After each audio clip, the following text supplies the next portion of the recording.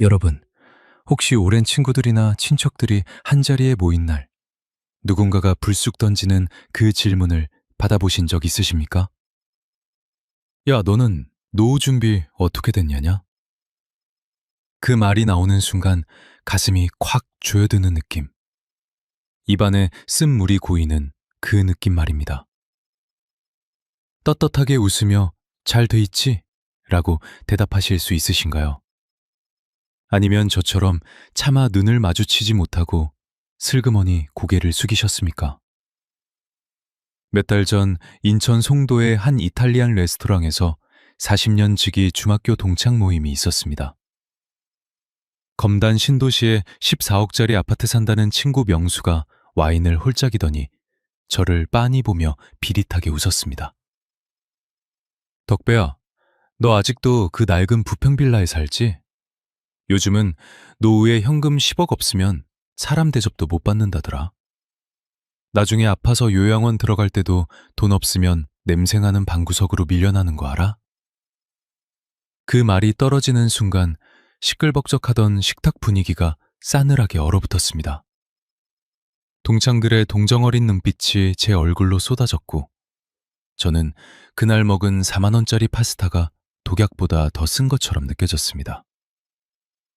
제 통장에 남은 돈은 평생 부평공단에서 기름때 묻혀가며 모은 딱 1억 1천만 원이 전부였거든요. 남들은 10억, 20억을 말하는데 겨우 1억이라니. 저는 그날 밤 실패한 인생의 표본이 된 것 같아서 가슴을 쥐어뜯으며 울었습니다. 그런데 말입니다. 그날 이후 제가 알게 된 진실은 제 인생을 송두리째 뒤바꿔 놓았습니다. 저는 과연 10억 없는 낙오자로 남게 될까요? 아니면 모두가 부러워하는 반전을 만들어냈을까요? 동창 모임을 마치고 돌아오는 길, 인천 자유공원 근처 오르막길을 타벅타벅 걸으며 밤바람을 맞았습니다. 바다 냄새 섞인 인천 공기는 서늘했고 제 가슴속은 텅 빈 드럼통처럼 쩌렁쩌렁 허전하게 울렸습니다. 집에 도착하자마자 아내 정순이가 자답게서 물었습니다. 당신 동창 모임 잘 다녀왔어요? 맛있는 거 먹었어요? 저는 차마 아내 눈을 마주칠 수가 없었습니다. 30년 넘게 고생만 시켰는데 남은 게 고작 1억 남짓이라는 사실이 죄인처럼 짓눌려 오는 것 같았습니다. 스마트폰을 켜서 요즘 유행한다는 노후자금 계산기를 두드려 봤습니다. 한 달에 250만 원씩 30년을 산다 치면 최소 9억이 필요하다는 숫자가 화면에 떴습니다. 제 손에 쥔 1억 1천만 원은 그 계산대로라면 4년 남짓이면 바닥날 연기 같은 돈이었습니다. 숨이 턱 막히고 눈앞이 캄캄해지더군요. 유튜브와 뉴스는 온종일 공포를 팔아대고 있었습니다. 지금 연금저축 안 하면 폐지 줍는다. 보험 없으면 파산한다.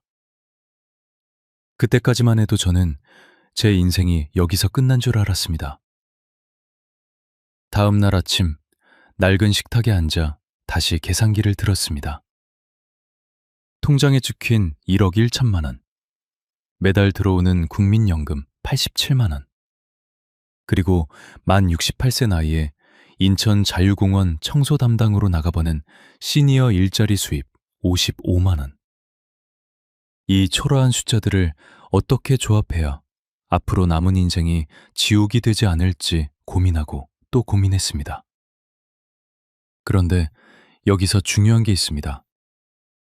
숫자에 매몰되어 있을 때는 보이지 않던 것들이 마음을 가라앉히고 시스템을 들여다보니 하나둘씩 보이기 시작했습니다. 노후의 행복이 통장 잔고의 앞자리 숫자가 아니라 돈의 성격을 어떻게 정의하느냐에 달려있다는 사실이었습니다. 예상과 완전히 달랐습니다. 1억이라는 돈은 결코 작은 돈이 아니었습니다. 이 돈을 어떻게 배치하느냐에 따라 누군가에게는 1년 만에 사라질 연기 같은 돈이 되기도 하지만 저처럼 시스템을 이해한 사람에게는 죽을 때까지 줄지 않는 든든한 화수분이 될 수도 있다는 걸 나중에 알았습니다. 그러던 어느 날 검단 신도시에 산다던 친구 명수에게서 연락이 왔습니다. 목소리가 잔뜩 쉬어 있었습니다. 덕배야, 나 좀 보자. 인천 청라 호수공원 근처 벤치에서 만난 명수의 모습은 충격적이었습니다. 깔끔하던 양복 대신 목이 늘어난 티셔츠를 입고 편의점 도시락을 먹고 있었습니다. 야, 명수야, 너 왜 여기서 이러고 있어? 14억짜리 집 사는 놈이 왜 편의점 도시락을 먹냐?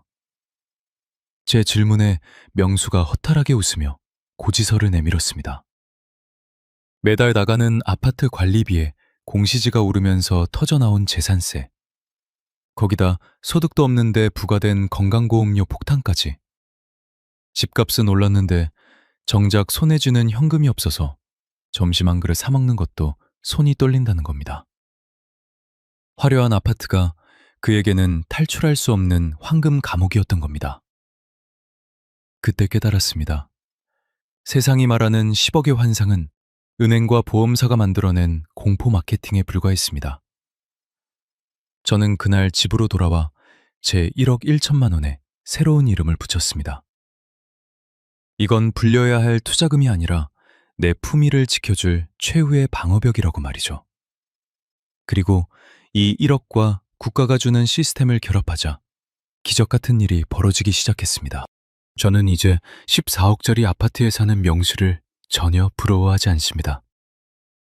오히려 매일 아침 아내와 인천 자유공원을 산책하며 웃을 수 있고 친구에게 당당하게 점심 한 끼 대접할 수 있는 진짜 부자가 되었습니다. 도대체 1억이라는 돈으로 어떻게 이런 마법 같은 구조를 만들었을까요? 단순히 아껴 쓰는 게 정답일까요? 아닙니다. 거기에는 아주 치밀하고 현실적인 돈의 배치 전략이 숨어 있습니다. 만약 여러분의 통장에 1억 정도 혹은 그보다 조금 적은 돈만 남아서 잠 못 이루고 계신다면 절대로 포기하지 마십시오. 오늘 제 이야기를 끝까지 들으시면 여러분의 1억이 10억보다 더 위대한 힘을 발휘하는 기적 같은 방법을 알게 되실 겁니다. 자, 이제 10억 부자도 부럽지 않은 1억 노후의 비밀을 지금 바로 공개합니다. 여러분은 평생 몸담았던 일터를 떠나던 날을 기억하십니까? 저는 4년 전 30년 동안 매일같이 출근했던 부평 산업단지의 전자부품 공장을 나오던 날을 평생 잊지 못합니다. 기름과 땀이 배어든 작업복을 가방에 접어넣고 공장 정문을 나서는데 인천만에서 불어오는 찬바람이 어찌나 가슴을 후비던지요. 그날 제 손에 쥔 건 퇴직금 보태고 허리띠 졸라 모은 딱 1억 1천만 원이 든 통장 하나뿐이었습니다. 팀장님, 그동안 정말 수고 많으셨습니다. 이제 좀 쉬셔야죠. 후배들의 인사를 등 뒤로 받으며 부평역 가는 버스에 올라탔는데 창문에 비친 제 얼굴이 왜 그리 초라해 보이던지요.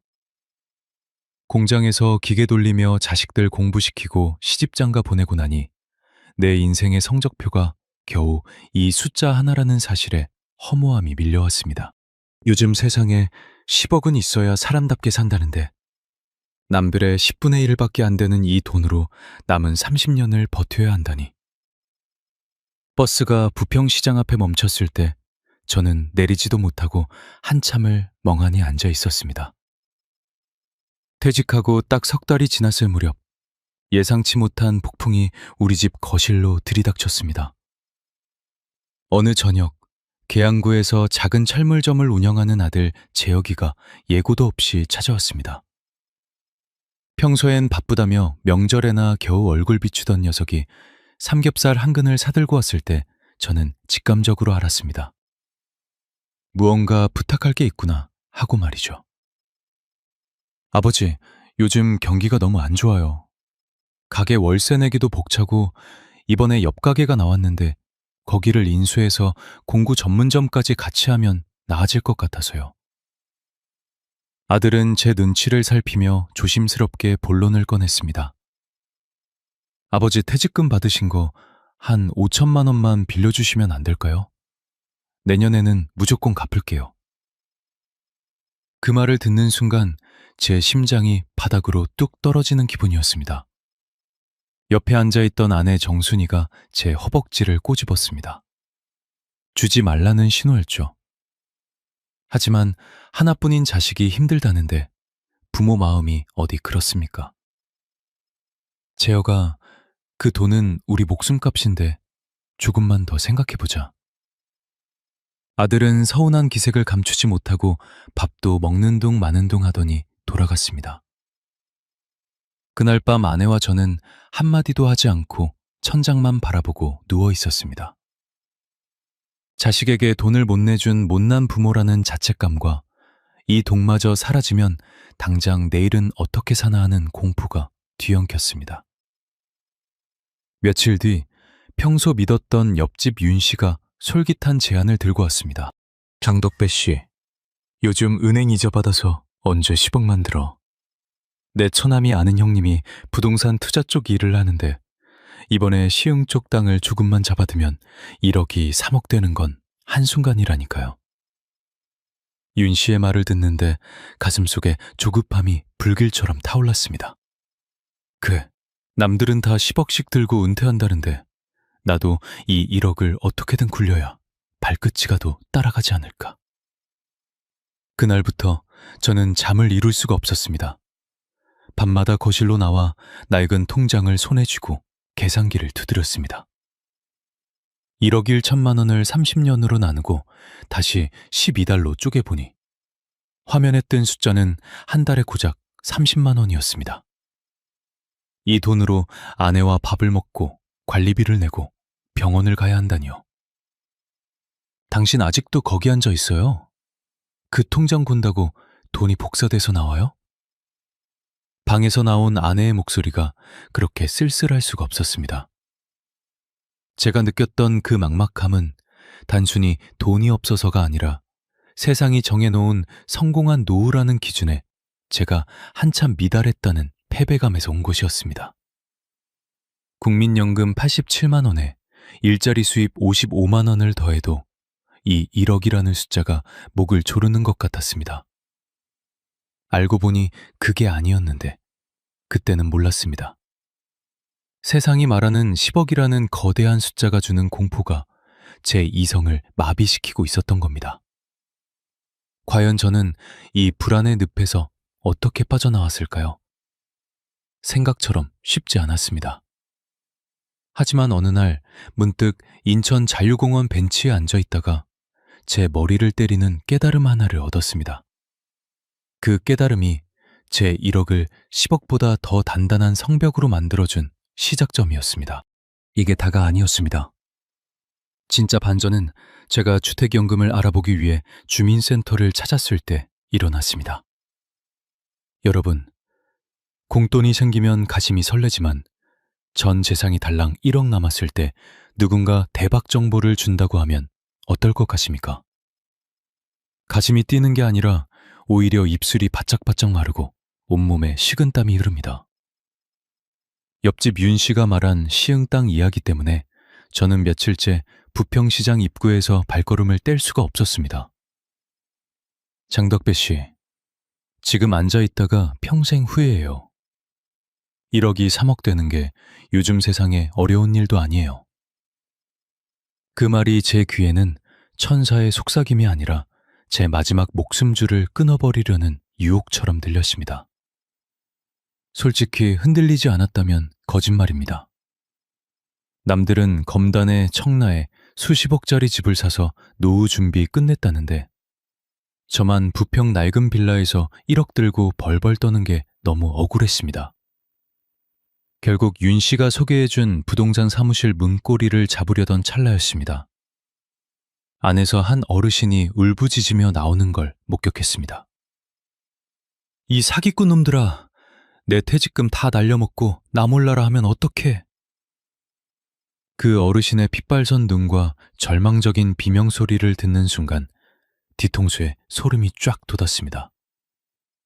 욕심이라는 놈이 제 이성을 마비시키려던 그 찰나의 순간 저는 깨달았습니다. 노후의 1억은 불려야 할 투자금이 아니라 무슨 일이 있어도 지켜야 할 생존 자금이어야 한다는 사실을요. 투자의 유혹을 뿌리치고 나니 이번엔 더 독한 놈이 제 발목을 잡았습니다. 부동산 사무실에서 도망치듯 돌아온 그날 저녁, 집안 분위기는 냉기가 돌았습니다. 아내 정순이는 아까부터 제 눈을 피하며 설거지만 요란하게 하고 있었습니다. 당신, 아까 재혁이한테 전화 왔었잖아요. 가게 보증금 보태달라고 또 울먹였다며요. 제 말에 아내가 고무장갑을 팽개치며 뒤돌아섰습니다. 덕배 씨, 우리 아들 저러다 길거리에 나앉게 생겼는데 당신은 그놈의 1억만 붙들고 있을 거야? 부모가 돼서 어떻게 그렇게 냉정해? 아내의 원망 섞인 목소리가 제 가슴을 비수처럼 찔렀습니다. 자식 사랑하는 마음이야 저라고 왜 없겠습니까? 계양구에서 철물점하며 손톱 밑에 기름때 묻혀가며 사는 아들을 볼 때마다 제 마음도 찢어집니다. 하지만 나중에 알았습니다. 그때 제가 흔들려서 그 돈을 내줬다면 우리 가족은 지금쯤 파멸의 길을 걷고 있었을 겁니다. 혹시 여러분 중에도 자식의 눈물 섞인 부탁 때문에 마지막 노후 자금을 내어줄까 고민하는 분 계신가요? 그 마음 저도 뼈저리게 이해합니다. 하지만 저는 그날 밤 아내에게 처음으로 모진 소리를 했습니다. 정순아, 우리가 이 돈 주면 당장은 재혁이 숨통이 트이겠지. 그런데 우리가 병원 가야 할 때, 돌봐줘야 할 때, 그때 재혁이한테 손 벌릴 거야? 그게 진짜 아들을 돕는 건 아니잖아. 아내는 대답 대신 방으로 들어가 문을 닫아버렸습니다. 적막한 거실에 혼자 앉아 있는데 10억 가진 친구 명수가 했던 말이 자꾸 맴돌았습니다. 돈 없으면 자식들한테도 무시당한다는 그 말이 제 심장을 칼로 도려내는 것 같았습니다. 뜬 눈으로 밤을 지새우다 새벽 4시쯤 집을 나왔습니다. 무작정 걸어서 도착한 곳이 인천 자유공원이었습니다. 아직 어둠이 가시지 않은 공원 벤치에 앉아 바다 방향을 바라보는데 저 멀리서 환경 미화원 분들이 부지런히 움직이는 게 보였습니다. 그분들의 등 뒤로 새벽동이 트기 시작하는데 문득 그런 생각이 들었습니다. 나는 왜 10억이라는 숫자에 갇혀서 내 손에 쥔 1억의 가치를 스스로 깎아먹고 살았을까? 예상과 완전히 달랐습니다. 1억은 한 달에 30만 원씩 쪼개 쓰는 돈이 아니었습니다. 이 돈은 국가에서 주는 국민연금 87만 원과 시니어 일자리 수입 55만 원을 더 단단하게 묶어주는 안전장치였던 겁니다. 만약 제가 이 1억을 투자로 날리거나 자식에게 줘버렸다면 저는 매달 들어오는 142만 원 남짓한 돈으로 벌벌 떨며 살아야 했겠죠. 하지만 1억이라는 든든한 뒷배가 있다면 갑자기 아프거나 큰 돈 들어갈 일이 생겨도 나에겐 1억이 있다는 사실 하나만으로 마음의 여유는 수십 배로 불어나는 것이었습니다. 그때까지만 해도 저는 돈이 많아야만 노후가 평화로운 줄 알았습니다. 그런데 말이에요. 여기서 끝이 아니었습니다. 제가 1억이라는 방어벽을 세우기로 마음먹자마자 생각지도 못한 곳에서 제 노후를 책임질 마법의 열쇠가 하나 더 나타났습니다. 바로 제가 살고 있는 이 낡은 부평 빌라가 보물지도로 변하는 순간이었습니다. 여러분, 제가 인천 자유공원에서 깨달음을 얻고 가장 먼저 한 일이 뭔지 아십니까? 바로 제 이름으로 된 낡은 부평 빌라의 등기부등본을 떼어본 것이었습니다. 방 3칸짜리 비가 오면 가끔 벽지가 눅눅해지는 이 집이 예전에는 자식에게 물려줘야 할 마지막 유산인 줄로만 알았습니다. 그런데 말입니다. 생각을 바꾸니 이 낡은 집이 매달 돈을 뱉어내는 보물상자로 보이기 시작하더군요. 저는 그 길로 주택연금을 알아보기 위해 한국주택금융공사 인천지사를 찾았습니다. 상담 창구에 앉아 제 형편을 낱낱이 털어놓았죠. 선생님, 이 집을 담보로 연금을 신청하시면 매달 105만 원 정도를 평생 받으실 수 있습니다. 그 소리를 듣는데 꽉 막혔던 혈관이 뚫리는 기분이었습니다. 국민연금 87만 원에 주택연금 105만 원을 더하면 가만히 앉아 있어도 매달 192만 원이라는 월급이 통장에 꽂히는 구조가 만들어지는 거였습니다. 여기에 자유공원 청소로 버는 55만 원까지 합치면 한 달 생활비로 247만 원 정도를 쓸 수 있다는 계산이 나왔습니다. 처음에는 아내가 펄쩍 뛰었습니다. 당신 미쳤어요? 이 집을 나라에 넘기면 우리 아들 재혁이는 어떻게 해요? 하지만 저는 아내의 손을 꼭 잡고 말했습니다. 정순아, 우리가 이 집 붙들고 굶으면서 자식한테 손 벌리는 게 진짜 불행이야. 우리가 당당하게 살아야 자식도 자기 인생 사는 거지. 결국 아내도 제 진심을 알아줬는지 고개를 끄덕이더군요. 시스템을 다 만들었다고 생각한 순간 예상치 못한 복병이 나타났습니다. 주택연금을 신청하고 돌아오는 길, 검단 신도시에 산다는 친구 명수에게서 다시 연락이 왔습니다. 지난 동창 모임 때 10억 없으면 사람 취급 못 받는다고 큰 소리치던 그 친구 말입니다. 청라 호수공원 카페 벤치에서 만난 명수는 일주일 만에 폭삭 늙어 보였습니다. 덕배야, 나 진짜 힘들다. 겉으로만 14억짜리 아파트지 속은 썩어 문드러졌어. 명수가 보여준 건강보험료 고지서에는 매달 43만 원이 넘는 금액이 찍혀 있었습니다. 소득은 한 푼도 없는데 집값이 올랐다고 나라에서 부자 취급을 하며 돈을 걷어가고 있었던 거죠. 거기다 매달 나가는 아파트 관리비 55만 원에 재산세까지.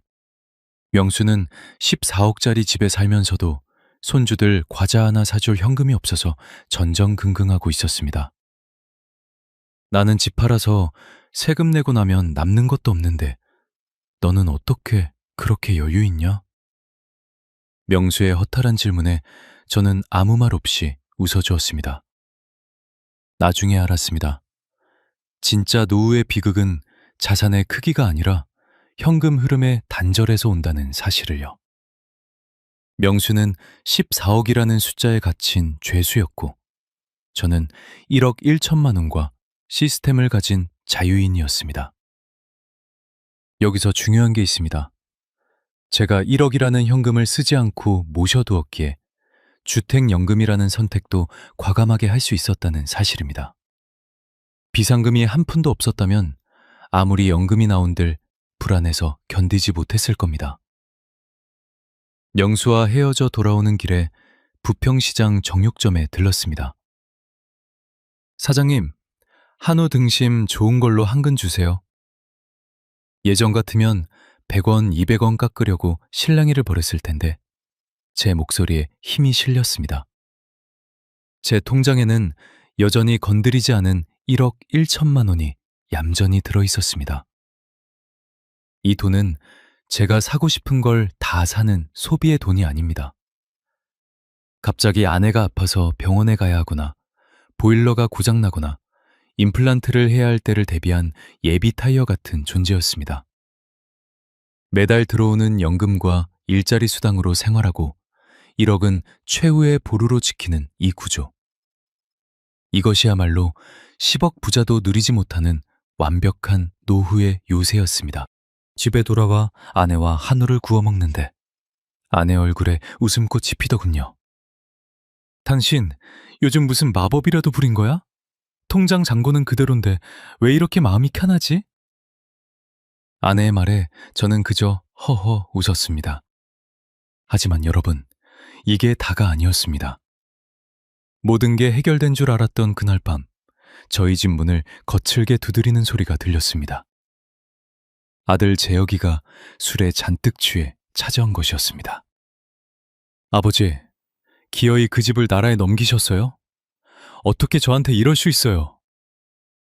아들의 절규 섞인 외침에 다시 한번 집안은 풍비박산날 위기에 처했습니다. 과연 저는 이 마지막 위기를 어떻게 넘겼을까요? 그리고 1억이라는 돈이 어떻게 우리 가족의 평화까지 지켜냈을까요?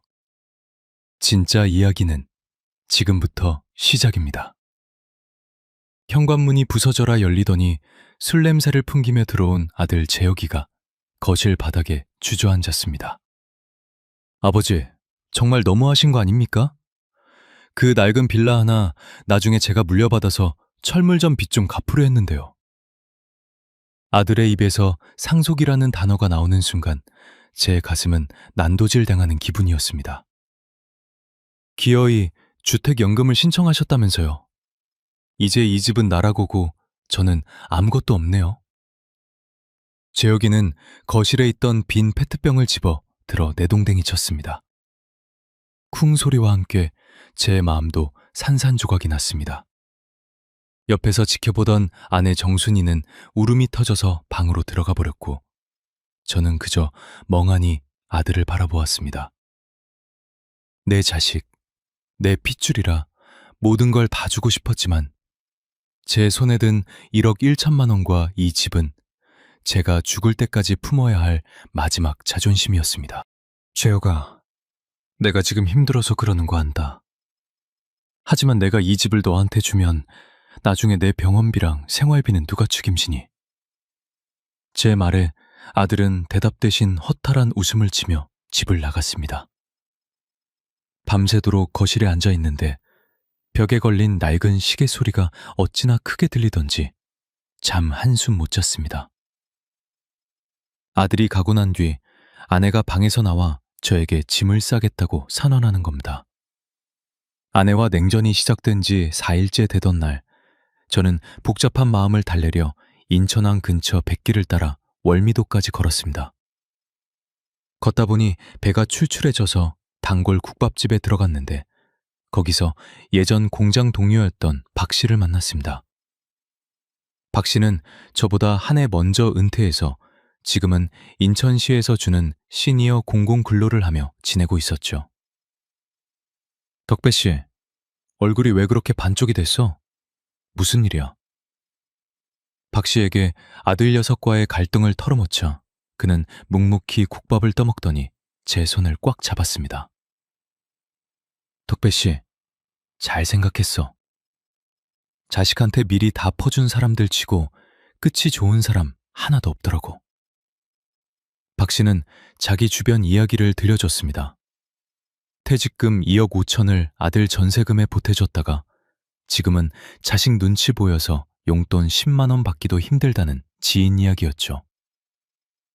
우리가 당당하게 돈을 쥐고 있어야 자식들도 우리를 부모로 대접해. 1억이라는 현금이 통장에 있는 거랑 없는 거는 하늘과 땅 차이야. 박 씨의 말을 듣는데 꽉 막혔던 가슴이 조금씩 뚫리는 기분이었습니다. 여기서 중요한 게 있습니다. 저는 단순히 제 욕심을 채우려고 돈을 지키는 게 아니라 자식에게 짐이 되지 않기 위해 이 시스템을 만든 것이니까요. 하지만 생각처럼 쉽지 않았습니다. 집으로 돌아오는 길에 아들 녀석의 철물점이 있는 계양구 쪽을 바라보는데 부모 마음이라는 게 참 간사하더군요. 내가 정말 나쁜 아버지가 된 건가 하는 죄책감이 다시 발목을 잡았습니다. 결국 저는 아내 몰래 빗속을 뚫고 아들의 철물점으로 향했습니다. 철가루가 잔뜩 묻은 얼굴로 무거운 짐을 나르고 있는 아들을 보니 눈물이 왈칵 쏟아지더군요. 일이 끝나길 기다렸다가 아들을 근처 뼈다귀 해장국집으로 데려갔습니다. 재혁아, 내가 아빠 원망하는 거 안다. 그런데 말이다. 아빠 통장에 1억 1천만 원이 왜 그대로 있는지 아니? 아들은 숟가락을 멈추고 저를 빤히 쳐다봤습니다. 이 돈은 네가 정말 감당 못할 위기에 처했을 때 아빠가 너를 위해 꺼낼 수 있는 마지막 카드란다. 지금 이 돈을 사업자금으로 줘버리면 나중에 우리 집안 전체가 무너질 때 기댈 곳이 없어져. 제 진심이 통했는지 아들의 눈시울이 붉어지더군요. 저는 아들에게 당당하게 말했습니다. 나 주택연금 신청해서 이제 매달 돈 나온다. 네 엄마랑 내 앞가림은 내가 할 테니 너는 돈 걱정 말고 네 기술로 일어서라. 나중에 알았습니다. 그날 제가 한 거절은 아들을 외면한 게 아니라 우리 가족의 평화를 지키기 위한 가장 큰 용기였습니다. 아들과 화해하고 돌아오는 길 빗줄기가 가늘어지더니 구름 사이로 달빛이 비치더군요. 10억 가진 부자들처럼 거창하진 않아도 제 손에 쥔 1억과 매달 들어오는 연금이 제 등을 든든하게 받쳐주는 기분이었습니다. 알고 보니 그게 아니었습니다.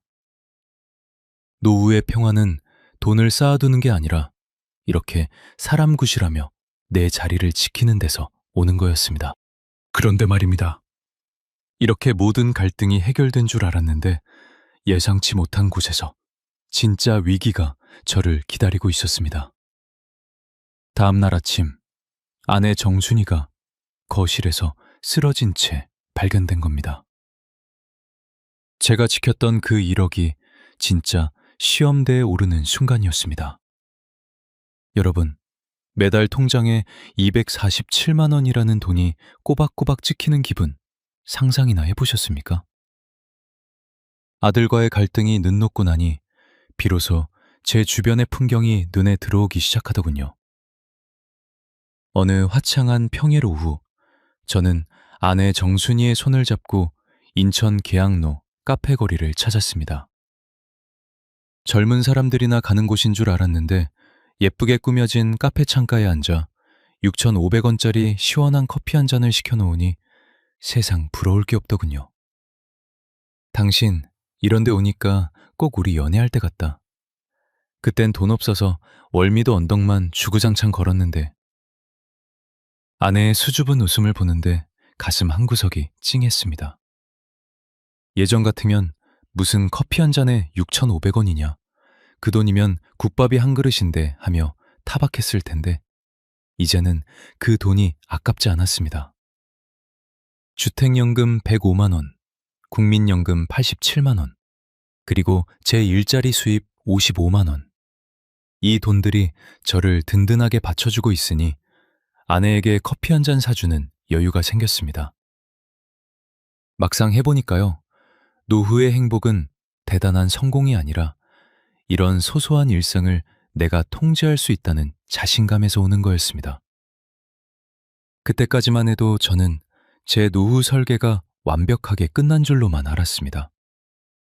커피 한 잔의 여유를 즐긴 뒤 저는 기초연금 수급 자격을 확인하기 위해 부평구 주민센터를 찾았습니다. 상담 창구 직원이 제 서류를 훑어보더니 뜻밖의 말을 건네더군요. 어르신, 현재 주택 현황이나 소득 상황을 보니 기초연금 대상자가 되실 가능성이 꽤 높으시네요. 게다가 지역가입자 건강보험료 지원 혜택도 받으실 수 있을 것 같습니다. 순간 귀를 의심했습니다. 1억 1천만 원이라는 현금이 있는데도 나라에서 도움을 준다니요. 나중에 알았습니다. 무조건 재산이 많다고 좋은 게 아니었습니다. 제 친구 명수처럼 14억짜리 아파트를 붙들고 있으면 나라에서는 부자로 분류해서 복지 혜택은커녕 세금만 더 걷어갔습니다. 하지만 저처럼 적당한 현금과 시스템을 갖춘 사람은 국가가 제공하는 복지 시스템의 가장 효율적인 수혜자가 될 수 있었습니다. 명수가 비싼 건강보험료 고지서를 보며 한숨 쉴 때 저는 오히려 나라에서 주는 각종 지원금 혜택을 챙길 수 있게 된 거죠. 여기서 중요한 게 있습니다.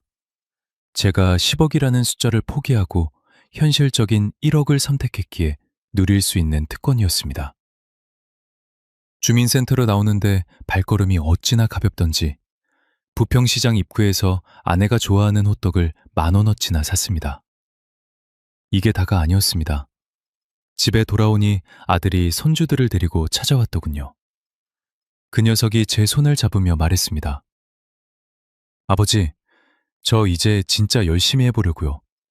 아버지 연금 나오는 거 보니까 제 마음이 훨씬 가벼워요.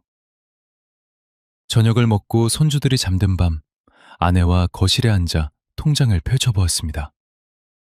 여전히 1억 1천만 원이라는 숫자가 선명하게 찍혀 있었습니다. 이 돈은 이제 단순히 숫자가 아니었습니다. 우리 부부의 마지막 품위를 지켜줄 철갑성이었습니다. 매달 들어오는 연금으로 생활비를 충당하고 이 1억은 만약을 대비해 꽁꽁 묶어두는 이 구조가 완성되니 잠자리가 그렇게 편할 수 없었습니다. 덕배 씨, 이제 우리 정말 돈 걱정 없이 살아도 되는 거죠? 아내의 질문에 저는 자신 있게 고개를 끄덕였습니다. 사실 저도 그랬습니다. 1억밖에 없어서 비참할 줄 알았는데 오히려 이 1억이 저를 대한민국에서 가장 발뻗고 편히 자는 은퇴자로 만들어줬으니까요. 우리는 그날 밤 30년 만에 처음으로 돈 걱정 없는 미래를 설계하며 늦게까지 이야기를 나눴습니다. 내년에는 제주도 한 달 살기도 해보자. 제여기 철물점 자금은 나중에 우리가 눈 감을 때 남겨주자. 모든 것이 장밋빛이었고 이제 제 인생의 비바람은 없을 줄 알았습니다. 알고 보니 그게 아니었습니다. 인생은 꼭 가장 행복할 때 가장 잔인한 시련을 던져주더군요. 평화로운 일요일 아침, 화장실에 갔던 아내가 비명소리조차 내지 못하고 그대로 쓰러진 겁니다. 병원으로 달려간 저에게 의사가 내뱉은 한마디가 제 1억 1천만 원의 운명을 다시 한번 흔들어 놓기 시작했습니다. 과연 저는 이 거대한 파도를 넘고 제 노후를 지켜낼 수 있을까요? 진짜 반전은 지금부터입니다. 그런데 말입니다. 인생은 제 편이 아니었습니다. 평화로운 일요일 아침, 화장실에서 들린 쿵 소리 하나가 제 세상을 송두리째 무너뜨렸습니다. 급하게 달려가 보니 아내 정순이가 차가운 타일 바닥에 쓰러져 의식을 잃고 있었습니다. 정순아, 정신 차려. 정신없이 119에 전화를 걸고 구급차 사이렌 소리에 심장을 실었습니다. 도착한 곳은 인천 가천대 길병원 응급실이었습니다. 그 시큼한 소독약 냄새와 차가운 스테인리스 침대 소리가 아직도 살결에 생생합니다. 의사가 심각한 표정으로 나오더니 뇌경색이라고 당장 응급수술을 해야 한다고 했습니다. 보호자님, 지금 당장 수술비랑 중환자실 보증금으로 1,400만 원 정도가 필요합니다. 결제 가능하시겠습니까? 순간 머릿속이 하얘지며 다리에 힘이 풀려 주저앉고 말았습니다. 제 통장에 매달 247만 원이 들어오면 뭐합니까? 당장 아내 목숨이 왔다 갔다 하는 이 순간에 수천만 원의 생돈이 없으면 손을 쓸 수가 없는 겁니다. 문제는 여기서 끝이 아니었습니다. 병원 복도에 앉아 있는데 계양구 사는 아들 재혁이가 소식을 듣고 달려왔습니다. 아버지, 엄마, 어떡해요? 수술비는요? 제가 지금 가진 돈이 하나도 없는데 대출이라도 알아볼까요? 아들의 얼굴은 이미 눈물 범벅이었고 손은 덜덜 떨리고 있었습니다. 만약 제가 그 1억 1천만 원을 아들 철물점 보증금으로 줘버렸다면 어땠을까요? 아니면 옆집 윤씨 말 듣고 시흥 땅에 다 묻어버렸다면요? 아마 저도 아들 붙잡고 응급실 바닥에서 통곡하며 하늘만 원망했겠죠. 솔직히 포기하고 싶을 만큼 막막한 순간이었지만 저는 바지 주머니 속 지갑을 꼭 쥐었습니다. 그 안에는 제 인생의 마지막 보루, 1억 1천만 원이 든 통장과 연결된 카드가 있었거든요. 저는 떨리는 손으로 카드를 꺼내 원무과 창구로 향했습니다. 선생님, 여기 있습니다. 돈 걱정 마시고 제 아내 꼭 살려주세요. 1,400만 원이라는 금액이 결제되는 띡 소리가 들리는데 눈물이 왈칵 쏟아졌습니다.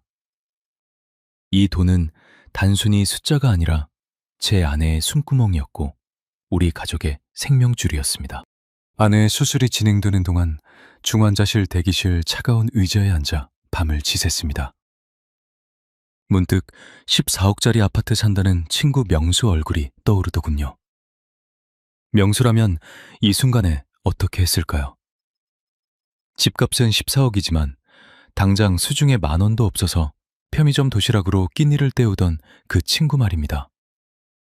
아마 자식들한테 전화해서 미안하다, 엄마 수술비 좀 빌려달라고 비참하게 머리를 조아려야 했겠죠. 나중에 알았습니다. 노후에 현금이 없는 사람은 이런 위기 앞에서 가장 먼저 인격이 무너집니다. 자식에게 지밀이 되는 순간 부모로서의 자존심은 고사하고 가족 관계 자체가 지옥으로 변하거든요. 저는 수술실 불빛을 바라보며 결심했습니다. 아직 남은 게 더 많다. 내 통장의 1억은 이제부터 정순이의 재활과 우리 부부의 품위를 위해 더 독하게 지키겠다고 말이죠. 생각처럼 쉽지 않았습니다. 수술은 무사히 끝났지만 진짜 사투는 이제부터 시작이었습니다. 아내가 깨어난 뒤 겪어야 할 재활 치료비와 간병비, 그 어마어마한 파도가 다시 저를 향해 몰려오고 있었으니까요. 하지만 저는 두렵지 않았습니다. 저에겐 아직 1억이라는 방패가 남아 있었거든요. 그런데 말입니다. 그때까지만 해도 저는 돈만 있으면 다 해결될 줄 알았습니다. 수술 일주일 뒤, 제가 그동안 믿고 의지했던 보험사에서 청천벽력 같은 연락 한 통이 걸려왔습니다. 고객님, 이번 수술은 약관상 보장 범위에서 제외되십니다. 순간 심장이 멎는 것 같았습니다. 제가 지켰던 그 모래성이 허물어질 위기에 처한 겁니다. 과연 저는 이 거대한 사기 같은 현실 앞에서 어떻게 아내를 지켜낼 수 있을까요? 진짜 노후의 지혜는 바로 이 위기를 넘기는 순간에 나옵니다. 그런데 말입니다. 그때 그 서류를 미리 꼼꼼히 확인했어야 했습니다. 고객님, 죄송하지만 이번 뇌경색 수술은 과거에 혈압약을 드셨던 기록 때문에 고지의무 위반에 해당하십니다. 보험금 지급이 어렵습니다. 전화 너머로 들려오는 보험사 직원의 무미건조한 목소리에 제 무릎이 다시 한번 꺾였습니다. 분명히 은퇴 전부터 꼬박꼬박 한 달에 14만 원씩 20년이 넘게 부어온 보험이었습니다. 아플 때 큰 힘이 될 거라 믿고 아껴가며 낸 돈인데 막상 생사가 오가는 순간에 아무 소용이 없다뇨. 병원 복도에 앉아 있는데 지나가는 사람들의 발소리가 제 머릿속을 망치로 두드리는 것 같았습니다. 수술비와 중환자실 비용으로 이미 1,400만 원을 결제했고 앞으로 들어갈 간병비와 재활비까지 생각하니 제 통장에 9,700만 원이 모래성처럼 스르륵 무너져 내리는 기분이었습니다. 어느새 앞자리가 줄어버린 통장 잔고를 보는데 손이 덜덜 떨리더군요. 그때까지만 해도 저는 돈만 있으면 다 해결될 줄 알았습니다. 보험금 거절 소식을 들은 아들 재혁이가 다시 한번 제 가슴에 대못을 박았습니다. 아버지, 보험금이 안 나온다뇨? 그게 무슨 소리예요? 그럼 이제 어떡해요? 엄마 재활하려면 한 달에 간병비만 280만 원 넘게 든다는데. 아들 재혁이의 얼굴에는 당혹감과 원망이 가득했습니다. 지하 카페의 시끄러운 소음 속에서 아들이 제 쪽으로 몸을 숙이며 목소리를 낮췄습니다. 아버지, 차라리 지금이라도 빌라 담보로 대출 좀 더 받으시는 건 어떠세요? 아니면 통장에 남은 거 제가 아는 지인 통해서 비상장 주식에라도 넣어보든지요. 지금 이대로는 엄마 병원비 대다가 아버지 노후까지 다 거덜납니다. 그 말을 듣는 순간 제 머릿속에는 경고등이 요란하게 울렸습니다. 살아가는 아내의 병원비 때문이라는 명분은 그럴싸했지만 결국 제 마지막 보루인 1억을 흔들어 보겠다는 유혹이었습니다. 나중에 알았습니다. 노후에 큰 병이 닥치면 가장 먼저 주변 사람들이 제 지갑을 걱정하며 위험한 조언을 하기 시작합니다. 본인들도 불안하니까 어떻게든 그 돈을 굴려서 상황을 모면해 보려는 조급함이죠. 하지만 저는 그날 아들에게 단호하게 말했습니다. 재혁아, 대출은 절대 안 된다. 그리고 이 돈은 주식에 넣을 돈이 아니야. 한 달에 300만 원이 들든 500만 원이 들든 아빠가 가진 이 돈으로 끝까지 버텨볼 거다. 그러니 너는 제발 돈 불릴 생각 말고 엄마 손 한 번 더 잡아줘라. 아들은 답답하다는 듯 머리를 쥐어뜯으며 카페를 나갔습니다. 비어버린 아들의 의자를 보며 저는 결심했습니다. 보험사가 안 도와준다면 내가 직접 나라의 시스템을 뒤져서라도 내 돈을 지켜내겠다고 말이죠. 면회 시간이 되어 중환자실 유리창 너머로 잠든 아내 정순이를 보았습니다. 각종 기계를 몸에 달고 가쁘게 숨을 쉬는 아내를 보며 저는 역설적이게도 제 통장에 남은 9,700만 원에 대해 깊은 감사를 느꼈습니다. 만약 제 친구 명수처럼 14억짜리 아파트 한 채만 있고 당장 쓸 4억짜리 아파트 한 채만 있고 당장 쓸 현금이 없었다면 어땠을까요? 보험금 거절 소식을 듣자마자 집을 팔아야 하나, 아들한테 무릎을 꿇어야 하나 하며 아내의 얼굴도 제대로 못 쳐다봤을 겁니다. 하지만 저에게는 아직 1억이라는 방패가 남아 있었습니다.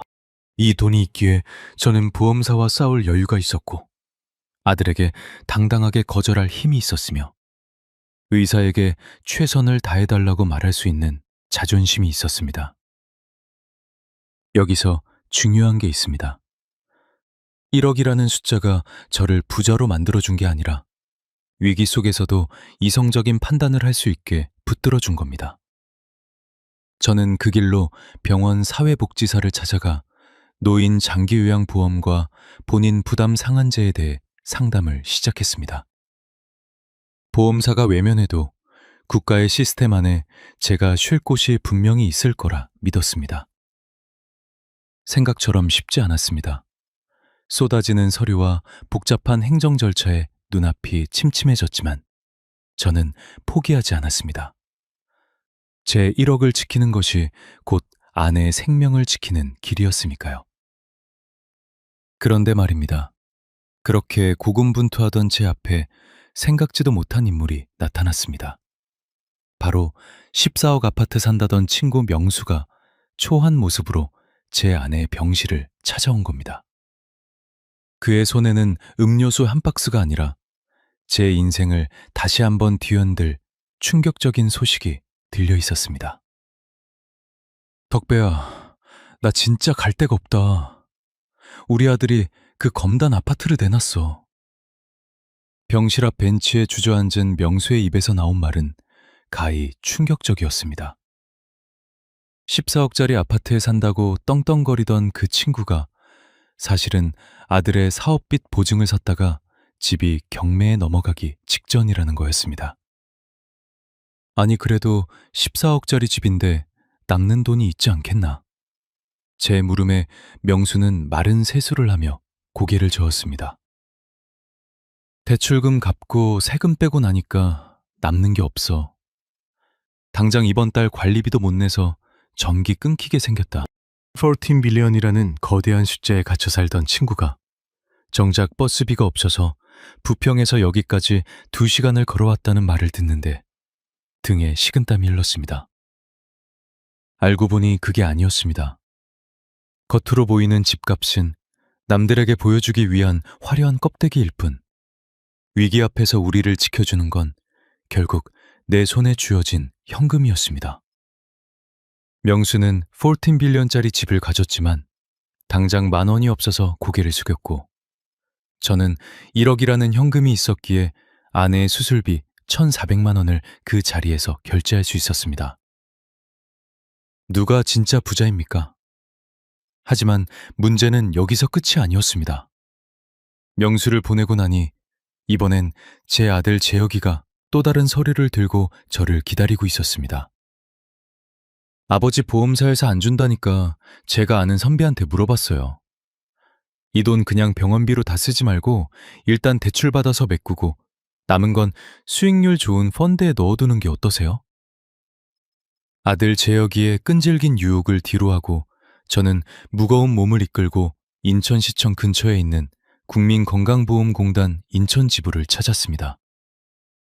보험사가 외면한다면 나라에서 운영하는 제도를 하나하나 다 파헤쳐보겠다는 각오였습니다.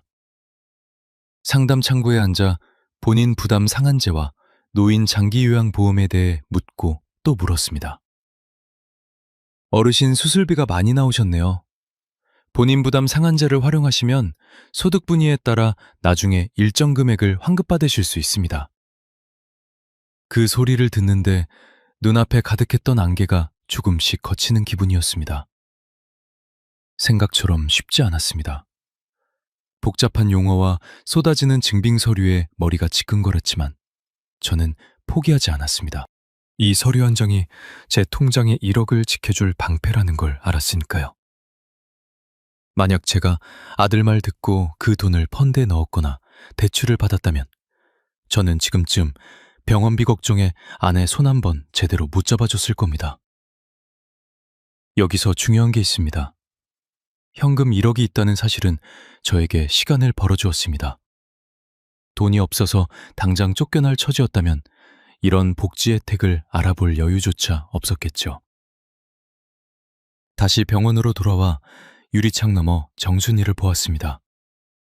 간신히 의식을 되찾은 아내가 저를 보며 힘겹게 입술을 달싹이더군요. 덕배 씨, 병원비 어떡해? 재혁이한테 손 벌리지 마. 그 말을 듣는데 심장이 미어지는 것 같았습니다.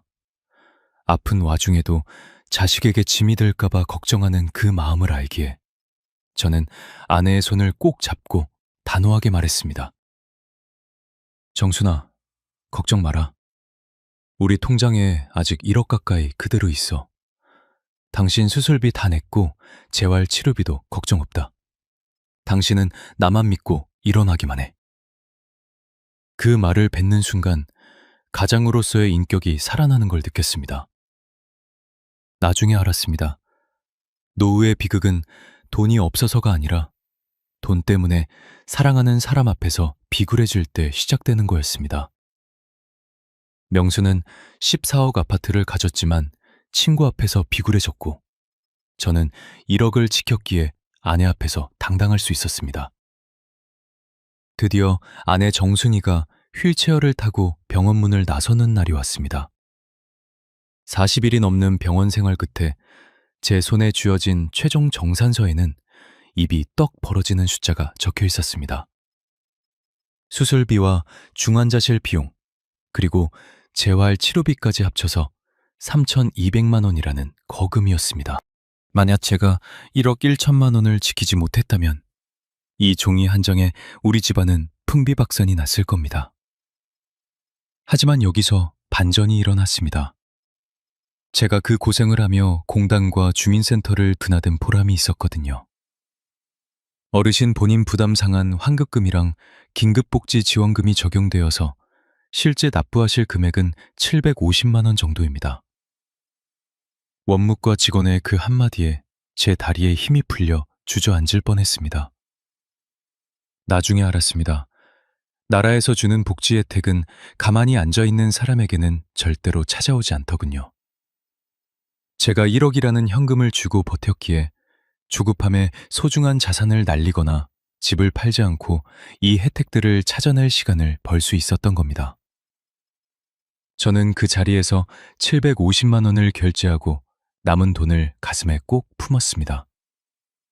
제 통장의 앞자리가 1에서 0으로 바뀌지 않았다는 사실이 마치 전쟁터에서 살아 돌아온 장군처럼 저를 당당하게 만들었습니다. 아내를 데리고 부평 낡은 빌라로 돌아오던 날, 우리 집 마당의 감나무가 유난히 반짝이더군요. 아내는 거실 소파에 앉아 한참을 울었습니다. 다시는 못 돌아올 줄 알았던 우리 집이었으니까요. 이제 아내는 일주일에 3번 부평구 보건소에서 운영하는 재활 프로그램에 참여합니다. 노인 장기 요양보험 등급을 받은 덕분에 요양보호사 선생님이 오셔서 아내의 식사와 운동을 도와주고 계시죠. 예상과 완전히 달랐습니다. 아내가 쓰러지면 모든 게 끝장나고 돈은 바닥날 줄 알았는데 시스템을 활용하니 오히려 일상은 더 단단해졌습니다. 매달 들어오는 주택연금 105만 원과 국민연금 87만 원, 그리고 제가 다시 시작한 자유공원 일자리 수입 55만 원. 이 247만 원이라는 돈으로 병원비 할부도 내고 아내 맛있는 것도 사주며 여유 있게 살고 있습니다. 무엇보다 가장 큰 변화는 아들 재혁이었습니다. 제가 돈을 한 푼도 안 빌려주고 병원비까지 스스로 해결하는 걸 보더니 녀석이 철이 들었는지 요즘은 철물점 일을 마치고 매일 들러 엄마 발을 닦아줍니다. 아버지, 죄송해요. 그때 제가 아버지를 원망했던 거 정말 제가 어리석었습니다. 아들의 고백을 들으며 저는 깨달았습니다. 제가 지킨 1억은 단순히 돈이 아니라 우리 가족의 질서를 지켜낸 기둥이었다는 사실을요. 어느덧 아내의 걸음걸이가 제법 가벼워진 가을 저녁입니다. 우리는 다시 인천 자유공원 산책로를 따라 월미도 방향으로 천천히 걸음을 내디뎠습니다. 저 멀리 건반 신도시의 고층 아파트 불빛이 보였지만 이제는 전혀 부럽지 않았습니다. 나중에 알았습니다. 14억짜리 아파트에 살며 관리비 고지서에 벌벌 떠는 삶보다 낡은 빌라에 살아도 내 지갑에 1억을 믿고 오늘 먹고 싶은 걸 고민 없이 사 먹는 삶이 진짜 노후의 승리였습니다. 영주는 결국 집을 정리하고 경기도 외곽의 작은 임대주택으로 들어갔다는 소식을 들었습니다. 그 친구가 마지막으로 저에게 전화해서 그러더군요. 덕배야, 내가 진짜로 부자가 누구인지 몰랐어. 나는 숫자에 홀려 살았는데 너는 진짜 네 인생을 살고 있었구나. 그 말을 듣는데 만감이 교차했습니다. 저는 이제 더 이상 10억이라는 허상을 쫓지 않습니다. 내 손에 쥔 1억과 매달 들어오는 따박따박한 연금, 그리고 사랑하는 아내와 함께하는 이 시간이 제 인생 최고의 자산이니까요. 여러분, 이제 제 긴 이야기의 끝에서 여러분께 묻고 싶습니다. 아직도 노후에는 현금 10억이 있어야 한다는 그 무서운 말에 밤잠을 설치고 계신가요? 청라 카페거리에서 만난 제 친구 명수처럼 14억짜리 아파트 껍데기를 지키느라 오늘 하루의 행복을 포기하고 계시지는 않습니까? 나중에 알았습니다. 우리 시니어들에게 진짜 필요한 건 산더미처럼 쌓인 금괴가 아니라 내가 필요할 때 바로 꺼내 쓸 수 있는 실탄 1억과 매달 끊이지 않고 들어오는 월급 시스템이었습니다. 많은 금융 전문가들이 TV에 나와서 겁을 줍니다. 연금 저축 안 하면 큰일 난다. 보험 없으면 노후가 지옥이다. 하지만 막상 해보니까요. 그건 그들이 상품을 팔기 위해 만든 공포 마케팅일 뿐이었습니다. 대한민국이라는 나라는 생각보다 노인들을 위한 복지 시스템이 잘 갖춰져 있습니다. 현금 1억 1천만 원을 가진 저는 기초연금과 주택연금, 그리고 시니어 일자리까지 결합해 매달 247만 원이 넘는 현금을 확보했습니다. 이게 바로 제가 10억 자산 친구보다 더 당당하게 부평시장에서 한우를 살 수 있는 비밀이었습니다. 중요한 건 숫자의 크기가 아니라 그 돈을 내 의지대로 통제할 수 있느냐 하는 자유에 있었습니다. 제가 아내의 뇌경색 위기를 넘기고 1억을 끝까지 지켜내면서 뼈저리게 느낀 3가지 철칙이 있습니다. 혹시 지금 흔들리고 계신 분이 있다면 이 부분만큼은 꼭 기억하십시오. 첫 번째는 자식에게 주는 돈은 투자가 아니라 버리는 돈이라고 생각해야 한다는 겁니다. 제 아들 재혁이에게 5천만 원을 빌려줬다면 저는 지금 병원비 때문에 자식 눈치를 보며 용돈 구걸하는 처지가 됐을 겁니다. 부모가 경제적으로 단단하게 서 있는 것, 그것이 자식에게 줄 수 있는 가장 큰 유산이자 진짜 사랑입니다. 두 번째는 노후의 1억은 절대 수익을 위해 굴리지 말라는 것입니다. 옆집 윤 씨가 말한 시흥땅 대박 정보나 아들이 말한 비상장 주식 유혹. 그건 1억을 3억으로 만드는 기회가 아니라 1억을 0으로 만드는 지름길입니다. 세 번째는 내 집을 자식에게 물려줄 유산이 아니라 내 노후를 책임질 연금 기계로 보라는 것입니다. 주택연금은 나라가 보증하는 가장 확실한 월급입니다. 낡은 부평 빌라라도 좋습니다. 그 집이 매달 100만 원씩 뱉어낸다면 그건 강남 아파트 부럽지 않은 효자 노릇을 하는 겁니다. 생각처럼 쉽지 않다는 거 압니다. 주변에 눈총도 있고 자식의 원망 섞인 목소리도 들리겠죠. 하지만 여러분, 내가 무너지면 내 가정도 내 자식도 함께 무너진다는 사실을 잊지 마십시오. 이제 저는 매일 아침 아내 정순이의 휠체어를 밀며 인천 자유공원 호숫가를 산책합니다. 통장에 남은 1억이라는 숫자는 이제 저에게 단순한 돈이 아닙니다. 아내가 다시 아파도 걱정 없다는 안도감이고 손주들에게 당당하게 용돈 10,000원짜리 한 장 쥐어줄 수 있는 할아버지의 자존심입니다. 알고 보니 그게 아니었습니다. 노후 준비는 돈을 모으는 과정이 아니라 내 마음의 욕심을 덜어내고 진짜 소중한 내 곁의 사람들을 지키는 과정이었습니다. 저는 1억을 통해 비로소 그 진리를 깨달았습니다. 여러분, 10억이라는 환상의 소가로 오늘이라는 진짜 삶을 지옥으로 만들지 마십시오. 내 손에 쥔 그 소중한 현금 1억 원을 믿고 당당하게 어깨를 펴십시오. 나라에서 주는 지원금 꼼꼼히 챙기고 하루 3시간 즐겁게 일하며 내 집에서 연금 받으며 사는 삶. 그게 바로 대한민국에서 가장 행복한 은퇴자의 모습입니다. 제 이야기가 불안한 여러분의 마음에 작은 위로와 희망이 되었기를 진심으로 바랍니다. 여러분의 1억은 세상에서 가장 큰 돈이며 여러분의 노후는 반드시 찬란하게 빛날 것입니다. 오늘 내용이 조금이라도 도움이 되셨다면 지금 이 순간도 불안해하고 있을 주변 친구들에게 이 이야기를 꼭 공유해 주십시오. 여러분 중 혹시 비슷한 경험이 있으신 분 계신가요?